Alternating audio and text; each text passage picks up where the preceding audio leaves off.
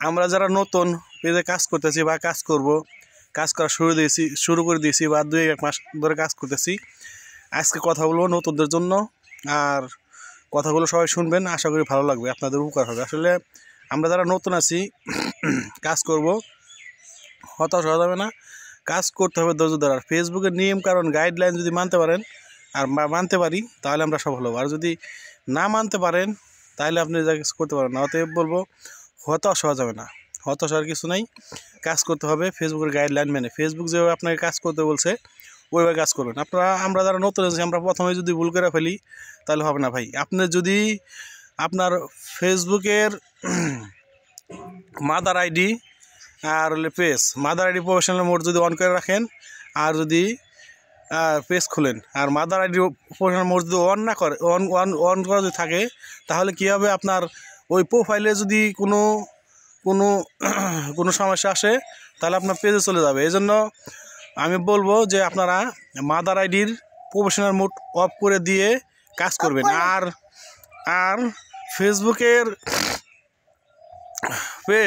পেজে ভাই কাজ করতে কীভাবে একদম ফ্রেশ রাখতে হবে, ফেসবুকে কাজ করতে হবে।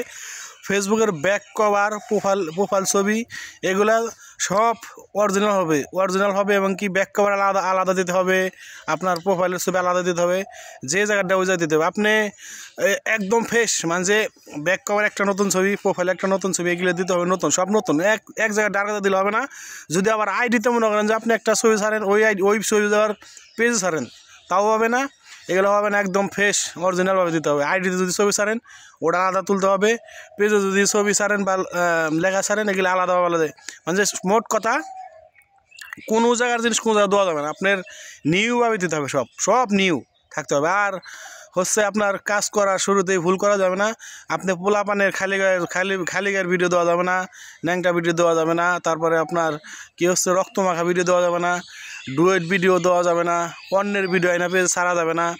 এই যে কাজগুলো যে বললাম, এই কথাগুলো বলতেছি ভাই, এইগুলো যদি মানতে পারেন তাহলে আপনি সফলতার রাস্তা 80% এগিয়ে যাবেন। 80% ভাই থাকবে আর 20%, ওই 20% আপনি কষ্ট করে ধৈর্য ধরে আপনার যোগ্যতা দিয়ে আপনি কোন বিষয়ে পারেন ওই বিষয়ে কাজ করে ইনশাল্লাহ এই জায়গায় সফলতা আনতে হবে। আসলে ভাই আমরা এই জায়গায় হতাশ হয়ে যাই, 1 মাস 2 মাস 3 মাস ধরে কাজ করি, হতাশ হয়ে যাবে। হতাশ হওয়া যাবে না, নিজের অরিজিনাল কন্টেন্ট, নিজের ভয়েস, নিজের ফেসবুকে দেখে কাজ করতে হবে।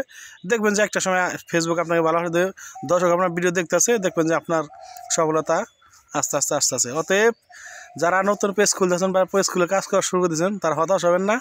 ফেসবুক যেভাবে কাজ করতে বলছে ওইভাবে কাজ করেন, দেখবেন যে ইনশাল্লাহ আপনাদের সফলতার রাস্তা 80% এগিয়ে গেছে, 80%। অতএব এই কথাগুলো মাইনে কাজ করেন, ইনশাল্লাহ দেখবেন যে আপনার সমস্ত কিছু ঠিকঠাকভাবে হইতেছে এবং আপনার সফলতার রাস্তা অতি নিকটই।